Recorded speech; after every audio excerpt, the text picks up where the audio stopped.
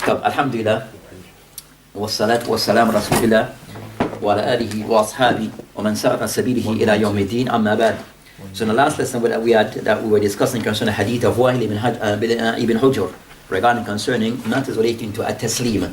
So the author Rahimullah ibn Hujr in his book Bulugu Maraam that still discussing matters pertaining to ahkam salat, and we ended with a lesson concerning matters relating to Taslim. So we said we already the hadith, we didn't go much into it regarding that, even from what is in the printed form, the printed copies that we have in English, that because we mentioned concerning the hadith concerning that كان يسلم عن يمينه, that he Islam used to give the salam on his right by saying assalamu alaikum wa rahmatullah, wa an shimali on his left by saying assalamu alaikum wa rahmatullah. In my book and in your book it has wa barakatuh as something addition. Now, so said from this regarding the hadith in Abu Dawood and others, that one regarding the Taslim. So regarding concerning the narration that is mentioned regarding concerning the Taslim on the right, then he mentioned that states assalamu alaikum wa rahmatullah wa barakatuh. Then he mentioned a Taslim, a second Taslim on the left, which it mentioned assalamu alaikum wa rahmatullah, and based upon what is in your book, it meant what is also wa barakatuh. So I said that in my book, and mostly like in the Arabic text, they do not have barakatuh for the second Taslim. And this based upon a matter that is discussed between the ulama regarding what is mentioned in Abu Dawood, regarding concern what is mentioned at Abu Dawood and the books of hadith that what they have concerning al-rawat or riwayat. People who narrated these books from those ai and had been transmitted back down to us. We said with Abu Dawood and others of those books sometime regarding, because you may have more than one narrators, for example, of Abu Dawood. You understand? So you have more than one individuals of the student of Abu Dawood rahimahullah who narrate the book of Abu Dawood. And sometimes might have some small differences among them. Sometimes you have differences concerning regarding these riwayat of these books. Sometimes difference in wordings in the same hadith, but different in wording. One uses a particular word, another uses a different wording. Sometimes Abu said taqdim wa ta'khir, something maybe before and some after. In the order sequence. Sometimes the entire hadith, maybe also the sequence may be different. With me? So that's something you may find. So hadith number, for example, in hadith, most might have hadith number 1 as being this hadith, and hadith number 2 may this one, but in other narration, may have vice versa. So you have those differences in some of those narrations. So you find that people today who are like checking and trying to edit those books, that are the things that they have to work with. And sometimes they said, and also to mention, so that what they will do, a person, for example, publish a book of Sahih Muslim as an example, or Muwatta, or Bukhari. Someone has said he was working on Sahih Bukhari, and he has to collect over 300 manuscripts. 300 manuscripts. And he has to go through all of them, and then come out with one final book. But you'll have difference in those manuscripts.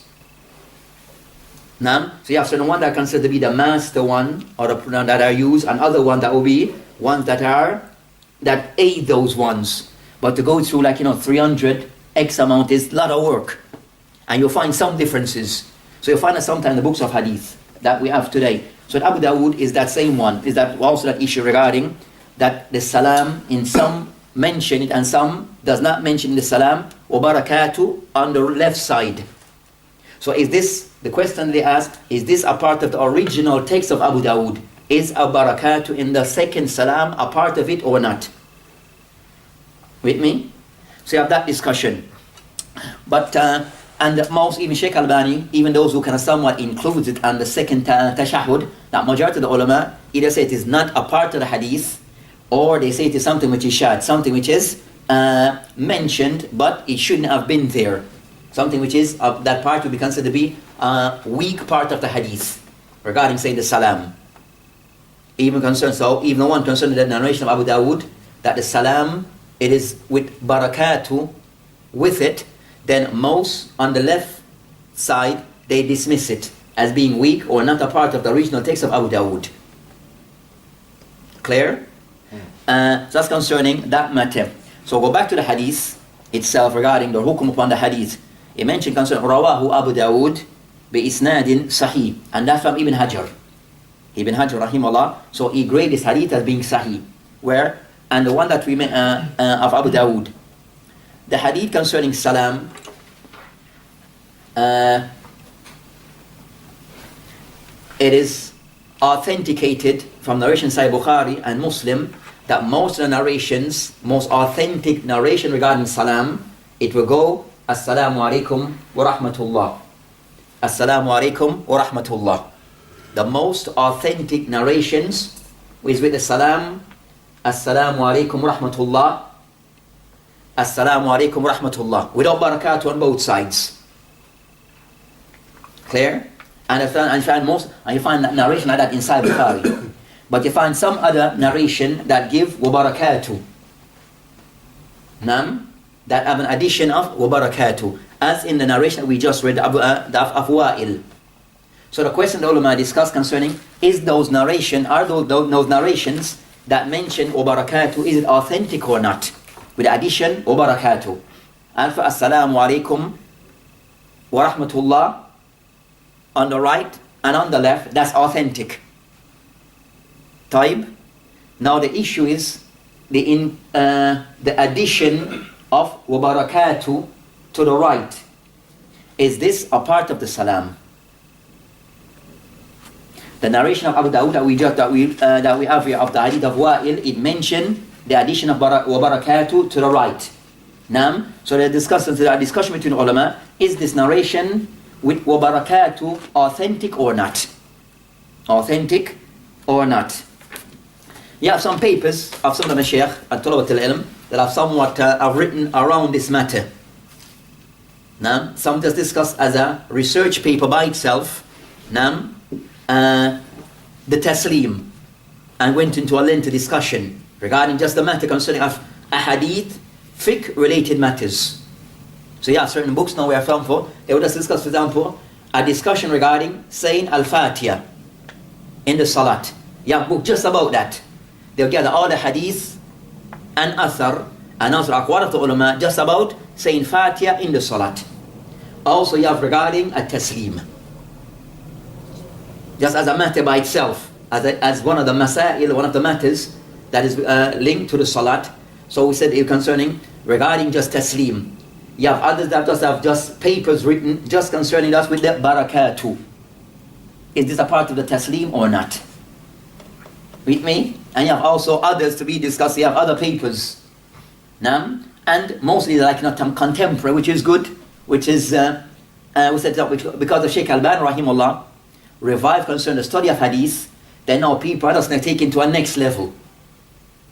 We're discussing particular matters on particular issues relating to hadith and the fiqh of it.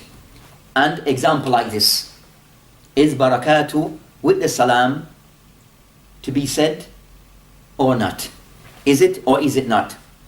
In a nutshell, regarding those ahadith that mention the addition of wa barakatuh, we're just talking about wa barakatuh only.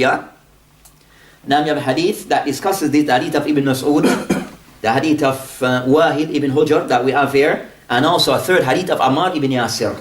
We have three hadith that includes the addition of wa barakatuh. The hadith of Ibn Mas'ud, Abdullah ibn Mas'ud, the hadith of Wahid ibn Hujr, Ibn Hajar that he mentioned in Bulugu Maraam, and the third hadith of Ammar ibn Yasir. So those three hadith have to include the addition of wa barakatuh. The author who did this paper, he went through all those three hadith separately and went through a lengthy discussion. The summary of it for us, rather than go through the summary of it.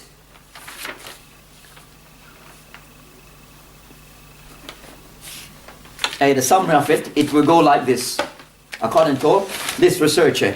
The summary: as for one, the ziyadat wa barakatuh to the right and to the left in the salam, there's some narration of the hadith of Ibn Mas'ud. The hadith of Ibn Mas'ud it have a addition of Assalamu alaikum rahmatullah wa barakatuh to the right, Assalamu alaikum rahmatullah wa barakatuh to the left, to both sides. The hadith of Ibn Mas'ud have an addition of wa barakatuh with the salam and to the right and to the left. Now, they mention concerning it, as for those narration in most parts with the inclusion of that, they are either shadh or munkar. They are weak. The narration of Ibn Mas'ud regarding the addition, according to this author, Nam, Sheikh Al-Bani is of the view that wa barakatuh to the right is authentic. With me? Also Ibn Hajar Al-Asqalani, who said now further research of others may come to a opposite conclusion. Others may come to a opposite conclusion. So they mention concerned to know that the addition, the hadith of Ibn Mas'ud that mention wa barakatuh to the right and to the left, they all that is weak. And that's a lengthy discussion hadithiyah. Now, but it's mentioned in the final conclusion according to some. The second hadith of Ammar ibn Yasir, then I mentioned the best ruling on those hadith is that that mention wa barakatuh, those hadith are more so mawquf upon Ammar ibn Yasir, not going back to the Prophet. Now, mawquf, you say? Huh? Mawquf. Mawquf means the statement going back to a sahabi. So we have marfu, going back to the Prophet. Mawquf, going back to a sahabi. Wa maqtu', going back to a tabi'i. But so the general thing that they all concern the hadith I mentioned, Ammar ibn Yasir, is a hadith that is more of the statement of a sahabi, not the statement of the Prophet of Islam regarding that the addition of wa barakatuh. And the hadith here that we have of Wahil ibn Hujr, that's mentioned in the Abu Dawud, that Ibn Hajar rahimahullah mentioned the third hadith with Ibn Hajar, which is in Abu Dawud with Tabarani, that one of the narration, there's some discussion regarding this particular hadith. This particular hadith, you have some discussion regarding one of the narrators regarding that how precise he was regarding narrated this hadith. So you have one of the narrators, there's some discussion regarding how precise he was regarding the narration. This hadith of Wahil that we have in front of us. That is addition that he somewhat added wa barakatuh when most other did not, as we mentioned before. So you have a group of narrators narrating, but one of them added something that the others did not mentioned. So are we to accept that information of that person when somewhat he mentioned something that others did not mention? With me? So you have that discussion regarding the hadith of Wahil that we have in the front of us regarding that concern, a discussion regarding that particular person who is Musa ibn Qais. So yeah, Musa, of the narrators of the hadith, one of them is Musa ibn Qais, that he mentioned things that other didn't mention, which is his narration mentioned wa barakatuh. And Musa ibn Qais, he kind of somewhat is considered to be someone who's suduq. So you have different levels concerning the ilm of jar wa ta'jil, that each narrator will be giving like truthful. This is suduq, but said truth, but suduq meaning something in their language, not just meaning truthful. It has a particular meaning. So you have a person at the highest level, it will be a middle level. The person who likes suduq, a level of suduq, now that is like somewhat still trustworthy, but not of the highest level. Still somewhat reliable, but not to the highest level. He's of a middle degree, a middle level. It will be higher, Sadiq. No. Just seeing how the language was working. So the highest level in the maratib of jar wa ta'dil, a person that said concerning thika, awthaq nas. That will be the highest level. They say a person that is thika. He's the word thika twice. Extra thika. So that's emphasizing a person at the highest level. Awthaq nas, he's the most truthful of people. You understand? So they're like overemphasizing, that's the highest level. So compared to a person, he's a thika. That's just one thika. So he'll be a next level down, but still thika. Then you have the level of a middle level will be Suduq. He's not of the highest, but still can take his narration, but his hadith will be in the level of hadith Hasan. With me? A thicker, his hadith will be of a level of Sahih. Clear? So this person, Qais, or Musa bin Qais, Hasan al-Hadith, then he becomes the person of discussion.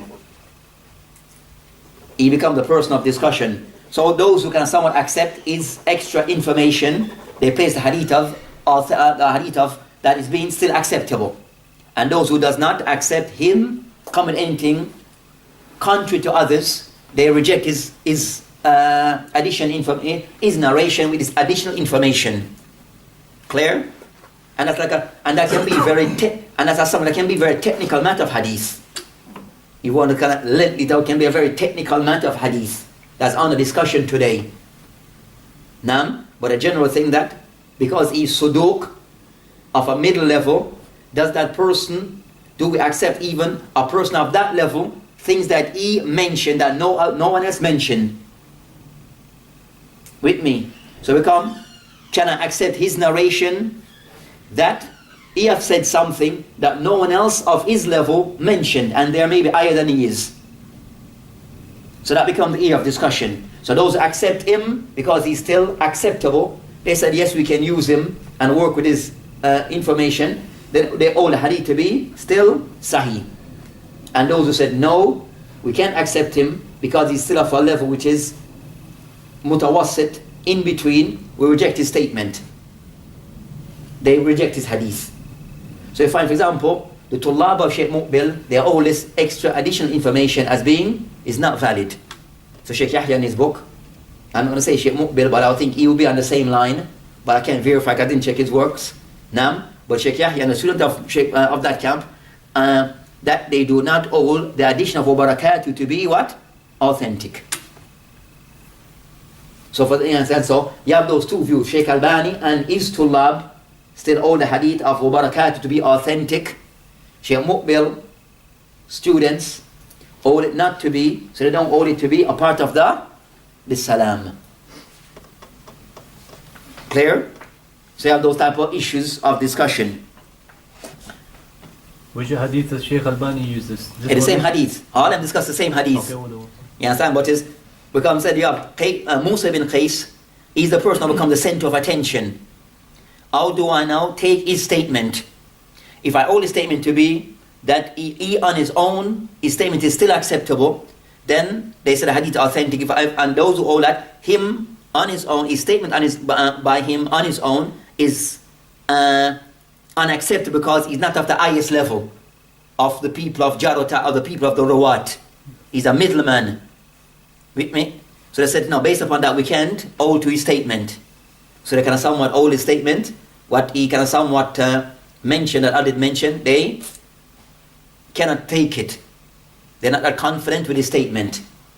I said, no, that's the tip of the iceberg, what we just mentioned.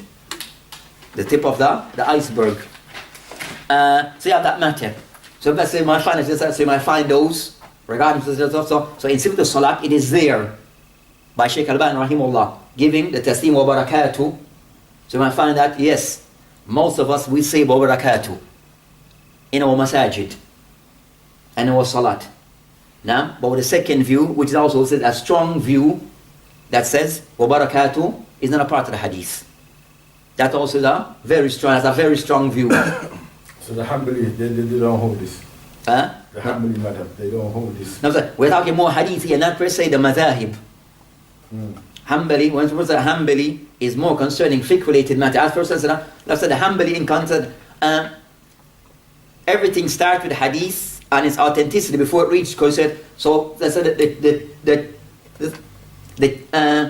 the procedure of fiqh first it starts with the hadith and knowing whether it's authentic or not, before it goes to what we understand from it, which would be the work of the fuqaha. So first it's to verify, to check whether hadith is authentic or not. When we cover that grounds, then we can take it to the next step, which is, can I work with it or not based upon the ruling of the hadith? And sometimes the ruling, sometimes maybe restricted to, maybe the entire hadith is not authentic, so we can't work with it. Or it could be wordings in the hadith, as in wa barakatuh. So the general thing comes is, so those who accept as being authentic, they work with it, and that's majority of the Muslim. And those who do not, order to be authentic, then that's those who don't. And that may be the minority, but it doesn't mean that their view is not very strong. They don't have a strong view. So the Makallid now, what does he do? I explained that he come to. We discuss the fiqh of the matter now. So the matter now go back to. So we discuss concerning from a hadithiyah perspective. Now, I personally am more inclined that wa barakatuh is not authentic. That's me personally. So for example, a person who's in that position, for them, they don't say wa barakatuh in the salam at all. So for them, the matter is assalamu alaikum rahmatullah, and they stop there. But the person who that barakatuh is authentic, we said now, the person who's not of the level where they can research into matter, whoever of the ulama that you take from, then you work with him. And you excuse, because you're taking from an alim that is reliable, trustworthy, and he's qualified. And have done research on the matter. So with those three things, you take from an alim, reputable alim of the sunnah, who's qualified in the field of hadith, and he has done some research on the matter. If you take from him, then you are, you have done your work. From your part, we have done our work. Nam? So out of the other narrators who narrated from Wahid, were any of them thicker, or the same Saduq? What's a Wahid? Wahid is a Sahabi. Yeah. Now, the other people, the question regarding the people who before Wahid. You understand? From the people, the Tabi'een. You understand? So if I say, but we said with a person, the center of our attention is more geared towards one person who is Musa ibn Qais. Yeah. Yes, everyone else is already known their thiqat. But Musa ibn Qais is the area, he's the person of discussion. He's the person who have said something that others did not mention from his other colleagues. But his other colleagues, what kind of level were they at? They're all thiqat. That's what I'm saying. That's why the issue is with them. That's why the focus is not on them anymore. It's not with them. It's with the person who is of a less category. He's the only one. Three people are saying, well, but not saying barakatuh. But it's one person saying barakatuh. Then why are you saying it? You become the focus of attention, not the others. Because they already agreed. They're all saying the same thing. You with me? And they're authentic. That must be, it's clear though, that if they're thicker and he's Saduq, they're a high level, so... And as I said to you, I would just mention the tip of the iceberg. Deeper than that. Because now we're saying their level negates what he said. You understand? So what I'm saying to you, I just mention the tip of the iceberg. It goes further, but I don't want to go into it because I'll complicate the matter even more for you. You with me? So as I'm saying, as a general thing, you understand that? Sometimes you'll find those cases where I don't care. For the stage, you only can mention the tip of the iceberg, which is, yes, you will still feel a bit lost. You understand? Because it goes into other principles that even today are under lengthy discussion. You understand? So said, because the person is Suduq, is of a level of person where generally his narrations are acceptable in general. But if a person is Suduq, he contradicts others. You understand? In the rules and guidelines, the manual of Ilm al-Hadith, you understand? Can I accept his narrations or not? Because he's generally classed as a person that can accept his narration, why am I dismissing something that he's mentioned, others didn't mention, but because he's generally a person who I can accept from? With me? So some go with that principle, because he's generally acceptable, I'm going to take from him. Even if he may contradict, say things that other people, it doesn't mean that he may be wrong. Maybe he's more precise in what he's doing. So this is a lengthy discussion that can go into many other things that we said would be a bit, would take an entire few lessons. So I said that's of the matter of the discussion, just so we have an idea. Now,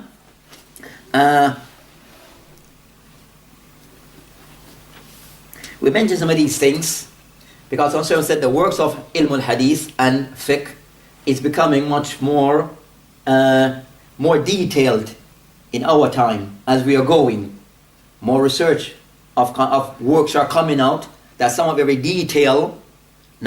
So, and some of the things that we maybe become used to may still need to be not just taken for granted, but sometimes to be reviewed. Understand? You understand? Yeah. Also because, so of the masahil, so that's concerned that particular matter. So instead of the, so that's concerned the taslim. As for the masail that relates to this concerning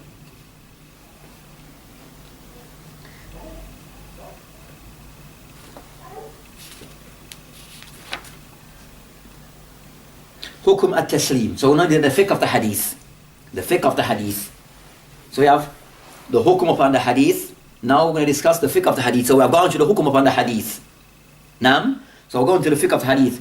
Hukum at-taslim. What's the ruling pertaining to giving the taslim of the salat? To say assalamu alaikum wa rahmatullah. Naam. What's the ruling pertaining to this? Jumhur of the ulama is that taslim is one of the arkan of the salat. One of the pillars of the salat.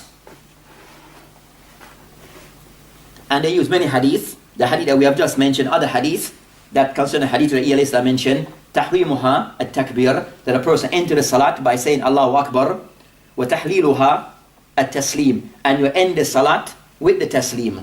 So based upon that, it gives a general rule in the hadith, and the hadith al-Hasan, that the taslim with the ulama is one of the arkan of the salat. But a second view of the ulama, that they hold that giving the taslim is not wajib, not one of them, laysa bi wajib. And I mentioned a person can leave the salat without it. Without, for example, you're having a salat and you want to eat, that for you may be the end of the salat. Without you saying assalamu alaikum. You can just by doing something else, can for you bring your salat to an end without you after saying taslim. Saying a taslim meaning assalamu alaikum. With me? So you have others who hold that the person can end the salat without the taslim. It's not a must to end the salat, complete the salat with the taslim. And that's the view that is held by, of them, Imam Abu Hanifa and others. Hamad, Al-Thawri, Abu Hanifa and his ashab, his companions. So those are the one that the person doesn't necessarily end the salat with the taslim. It's not a condition that the salat is ended with taslim. Okay, so how would you then finish the salah? By doing something different. Not just eating all. In Islam, of the for them it's not how is they mention concern that the evidence for this that they use can sound say you can end the salat without the taslim. So they said yes, you can do it with taslim, but also with other things. But it's not an end, but it's not a must. They have to end with the taslim. I said for them, you're in the salat and you finish it at tashahud and you finish. The only thing that is left is taslim, and you pass wind. For them, khalas, your salat is completed. With me, because for them, the taslim is not a necessary condition for you to end your salat. So you could leave, make your pass wind, and that's for them, khalas, your salat is done. Because you have done up until that point, you cover everything. The only thing that is left, either say taslim, you want to say taslim, or your pass and wind came out, khalas, you finish. Or you say, come here man, you talk, I just get up. For them, your salat is ended. You with me? So that's for them is, but that's just an example, because they do not hold that you must end the salat with taslim. Naam? So from you reach the end and cover everything else, but just reach the part to end, you can do it with taslim or by other means. According to them. They said according to them. Naam? Even though that practice is not something which is really practiced today, but it's the view that is there. And they use it that the enemy was to pass wind or to break his salat. فَقَدْ جَلَسَ فِي آخِرِ الصَّلَاةِ, and he have sat and he's sitting in his last the end of his salat, قبل أن يسلم, before he give the salam, جازت صلاته, then his salat is okay. Means it's not, إذا أحدث أحدكم, if any of you pass wind, and he's in a sitting position before the taslim, and he pass wind, جازت صلاته, meaning your salat is perfect, your salat is still okay, based upon this hadith. And there's a hadith, I mentioned this, but the hadith is in the activity, the hadith it is weak, due to Abdul Rahman ibn Afriqi, and he is known to be weak. But they use hadith, even though it is weak, they still use as a dalil for them, that the person, by passing when at end of salat, salat is still acceptable, before the taslim. That's what they use as a dalil. But we said that hadith, that dalil, that evidence is still somewhat, it is weak, as a hadith, so it doesn't stand ground, and shouldn't be used. But for whatever reason, they used it. Now, whatever reason, they used it. Taib. So I said, sometimes you have difference between the ulama, and yes, they will have dalil, and in most part they have a dalil. Now, but the question concerning what's the strength of the dalil. So saying a person have a dalil, that's not a problem. Is the strength of your dalil. With me? And the strength of the dalil, so it could be the dalil that is something which is a hadith. But it's not just having a hadith. The hadith is what? Authentic. So it's not just saying have a hadith, but the thing is the hadith authentic? And also, so the first thing to see is the hadith authentic that the person is using. The second thing is the person understanding of hadith correct. You may have a hadith is authentic, but your understanding is not correct. With me? And the third thing, that you don't conflict, oppose other equally strong views, legitimate views. So all those things have to be worked with to say your dalil is actually strong in the end. The authenticity, the strength of your dalil, as is it authentic, a valid dalil? Now, is it understood correctly? And third, it doesn't oppose other texts, other evidence. So all those things have to be worked with to say a dalil in a final, as a final product, it stands, it can be used as a proof, or something which is solid. So said they use it, but in fact the dalil is weak, so we can somewhat put that view, so it goes back to the first view. Regarding taslim is something in general of the arkan of the salat.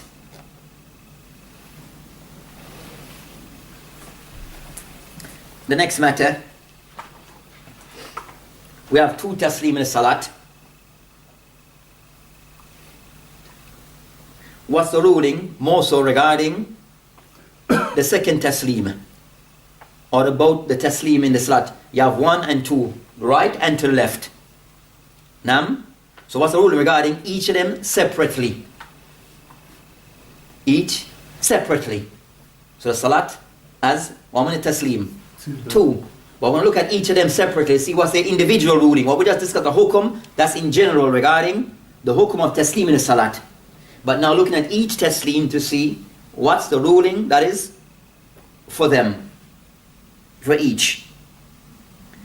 Ibn Rajab rahimahullah, he mentioned, and there's a discussion between ulama, those who mention قائلون بتسليمتين أكثرهم على أنه لو اقتصر على واحد أجزاء. The majority of the ulama, they are all concerned that the first taslim, they are only to be wajib, and the second, so majority all concerned, the ulama concerned, the first taslim is a must, except for those who say you don't need a taslim. With me? With me? So the issue of discussion is more regarding the second taslim, not the first. The more of the discussion, so everyone accept the first taslim, it's a must to be done. The question is, the second taslim, is it also takes the same ruling as the first? A must to be done, or is it wajib or mustahab? The second taslim. With me? So with this matter now, the stated majority of the ulama is of the view that they owe that both taslim is to be done, but if the person was to restrict to one taslim, it is sufficient. His salat is still valid. Meaning you say one taslim, assalamu alaikum rahmatullah, then that's good enough and sufficient for salat. Now, so you have a view of those that says that one is sufficient, the second one is mustahab, not a must, not wajib. The one to say. A one. So they all that one is sufficient. Two, the second one, it is addition, which would be, they all to be mustahab. Something preferred to be done, but not wajib. So meaning with that view, if the person was to say one taslim, then that's sufficient. Ibn Munzir mentioned is an ijma mimman yahfad anhu min ahli al-ilm. And Ibn Munzir, he can someone mention a view that majority of the ulama that he knows, he's saying is an ijma. That the first is wajib and the second is mustahab. And the person will restrict to one, then that's good enough. Ibn Munzir, he said that he's like saying it's an ijma. But even though you have a ta'ifa min al-ulama that mentioned that both taslim is wajib. Both taslim is wajib. So they said for that second view, if you restrict yourself just to one taslim to the right, without the one to the left, your salat is still incomplete. Until you come with the second one to the left. Or the second taslim. So for them, both carry the same ruling. A must to be done. For you to end your salat. And which group of Mashiach scholars, ulama, have this view? Of the view of those ones concerned, you have the ones that are more famous, Ahmad al Hanbal. As of that view, Hassan ibn Hay, some of the ulama of al-Zahir, the Zahiriya, is of the view that both taslim is wajib, and some of the ulama of the Malikiyya. Who was the first one, sorry? Who was Ahmed. You have Ahmad ibn Hanbal. the first view, yeah? No, that's the second. We said the first we said majority, so that's considered that majority, which is the one that said Imam Shafi, and the likes. They have the first view, No.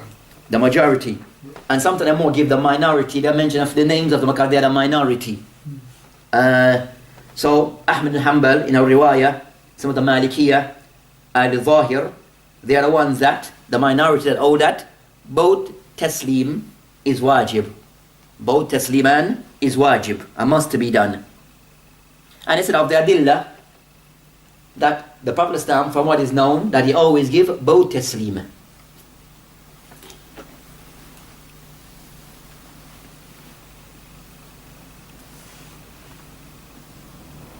You know the first view was that it's a pillar of the salah or wajib. And it says, when it's a pillar of the salat, which is wudu wajib, so then I can say yes, the first one is of the pillar of the salat. But I said wajib in this case, I said as a general rule, that is a pillar of the salat.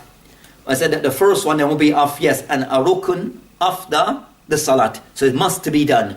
The other one now, is it something to be done?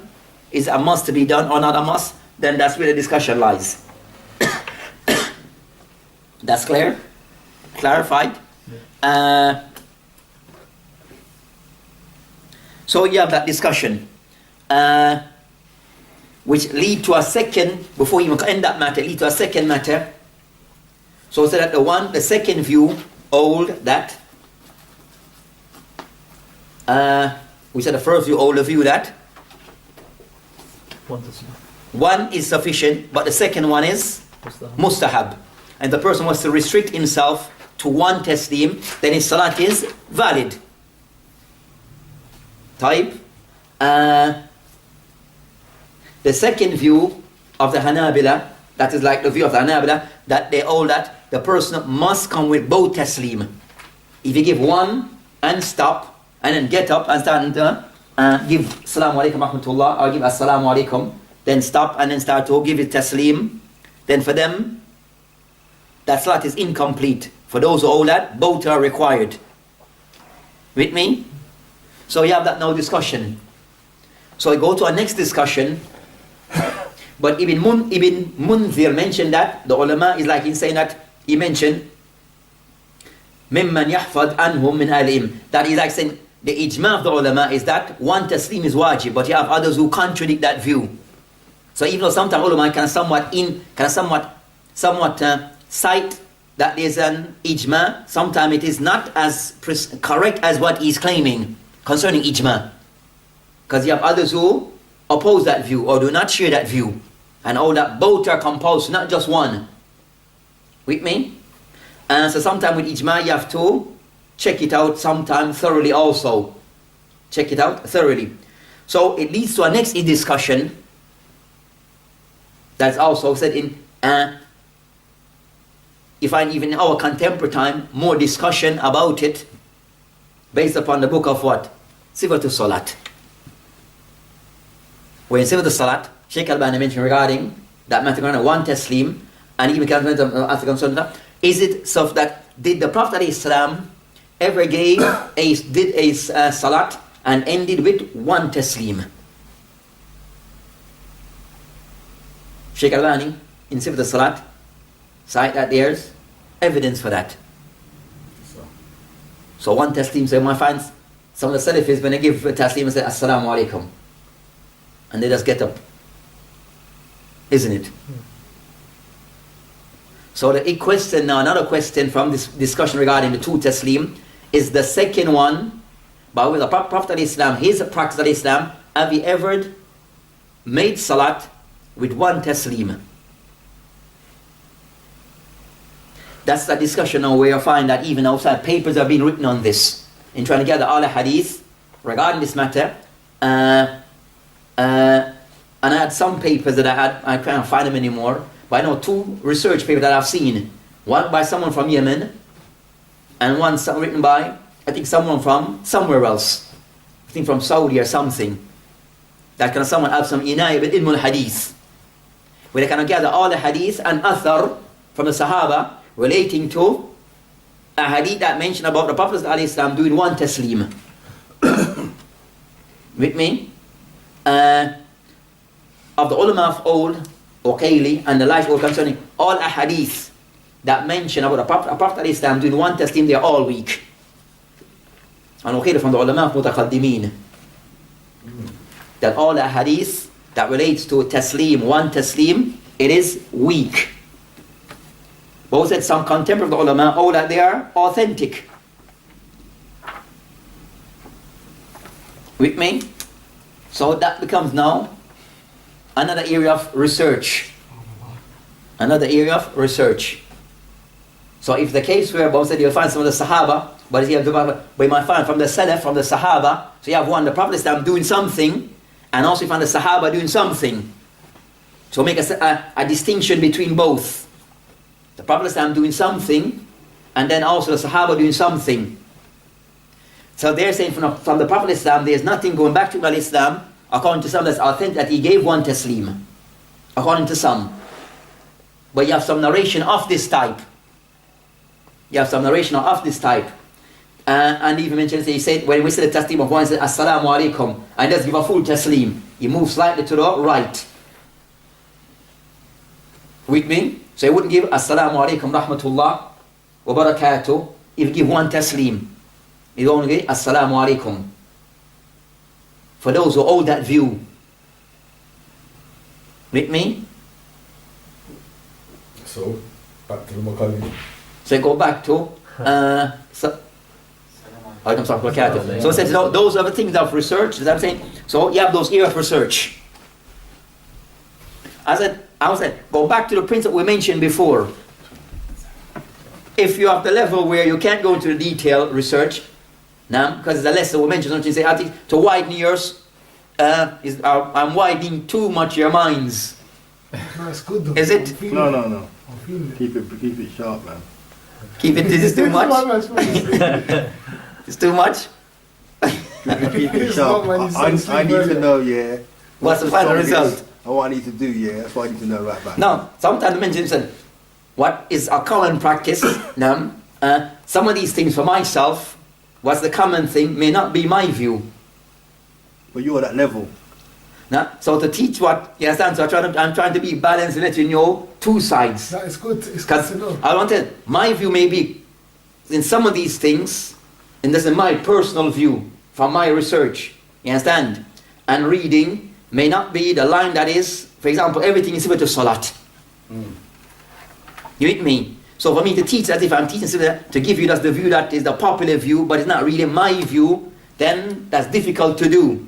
I think it's good to know both views and You with me? understand why you get to that. But sometimes when someone mention these things, why? I don't just throw it out like that, but give you a backdrop, even I don't might be, even though I can some understand maybe somewhat a bit I to even though it is maybe a bit to a next level, but to let you aware that there may be other views out there. Even by people who are Salafi like you. Yes, because, you know, since we've been doing this lesson, it's enlightened me about certain things that from Salah, you see it and you see people doing something of this.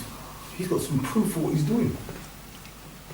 So, yes, some sense that certain things may be there, and said, bear in mind that for the last maybe 20 years, you said you have two main madrasa that is out there. For instance, we want to put it as a Salafi madrasa, or three. Okay, three. Three main Salafi madrasa regarding teaching. Now, then you have the madrasa of Shaykh Albani rahimahullah. Now, then you have the madrasa of Shaykh Muqbil. And you have the madrasa of Ibn Uthaymin and Shaykh bin Baz of Al Hijaz. With me? And that's what we generally, we feed into one of those three. We feed into one of those three. Most of our information will come out within those three. Sa? Amla. Is that the case? Sir. But those three in certain things, they have differences between them. Sometimes one, two are more side with each other and one under by themselves. But I said the two one that's more hadithiyah, more concerned hadith type of concentration, which would be Shaykh Muqbil and Shaykh Albani, are more renowned for that field. They have their own differences and in those areas. So for example, the students who go to that from, for example, Muqbil, they're in Egypt, they're here, they're in England. If they are fully, you see them doing something that you may think that may be strange. You may see them doing things, those ones who are the tullab who have studied and may do certain things. You may think what they are doing is strange. That we are accustomed to seeing that. It's in Sifat al-Salat, it's in this book or that, but we are known, that we know. It's in the book of Shaykh Muqbil or Shaykh bin Baz and Ibn Uthaymin, but they are doing something different. But they are from the same madrasa in general.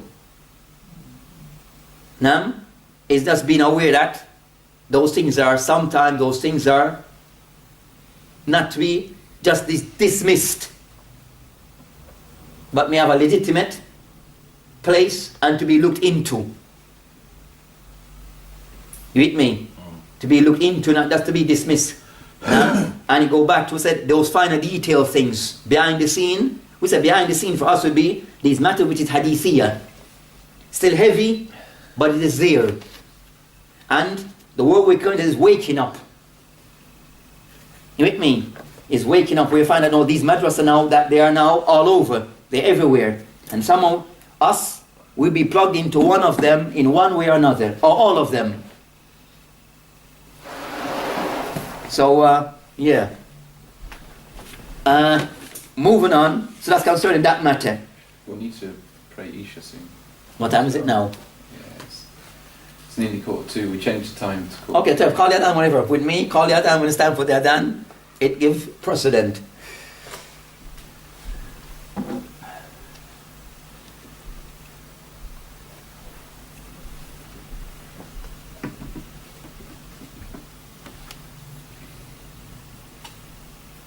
Allahu Akbar, Allahu Akbar. Allahu Akbar, Allahu Akbar. Ashhadu an la ilaha illallah. Ashhadu an la ilaha illallah. أشهد أن محمدا رسول الله أشهد أن محمدا رسول الله حي على الصلاة حي على الصلاة حي على الفلاح حي على الفلاح Allahu Akbar, Allahu Akbar. La ilaha illallah.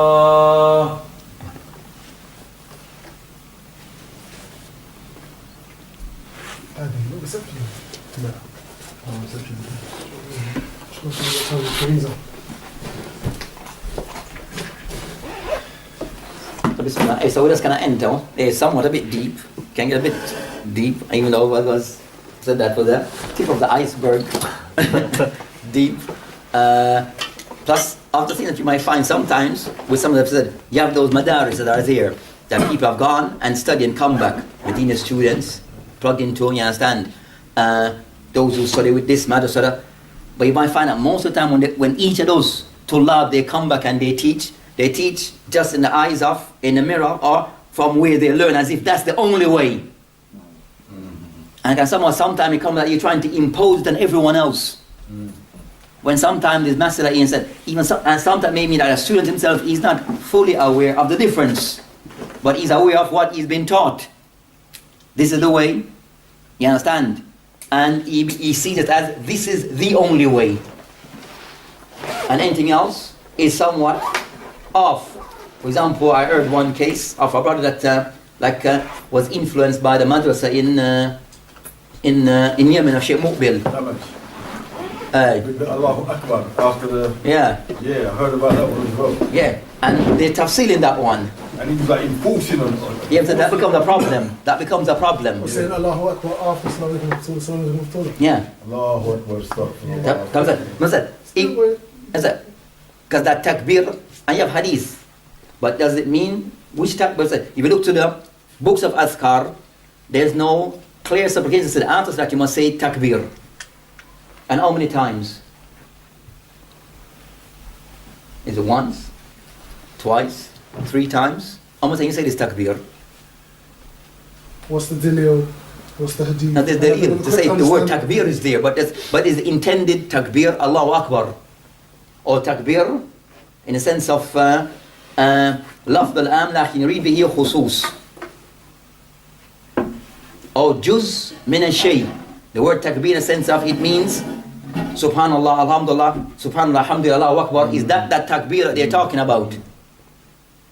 So it could have different meaning, and some narration mentioned not takbir, it mentioned tazkir, Which means?